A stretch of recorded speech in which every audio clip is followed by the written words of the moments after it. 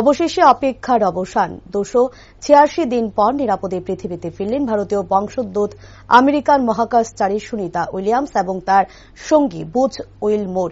বুধবার ভারতীয় সময় অনুযায়ী ভোর 3:27 নাগাদ তাদের নিয়ে ইলন মাস্কের সংস্থা স্পেস এক্সের মহাকাশযান ফ্লোরিডার সমুদ্রে অবতরণ করে।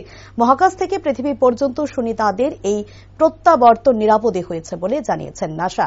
তাদের সঙ্গে একই মহাকাশযানে ফিরেছেন নাসার নিক হক এবং রুশ নভশ্চর আলেকজান্ডার গভর্নভ। গত বছর জুন মাসে সুনিতারা মহাকাশের উদ্দেশ্যে পাড়ি দিয়েছিলেন।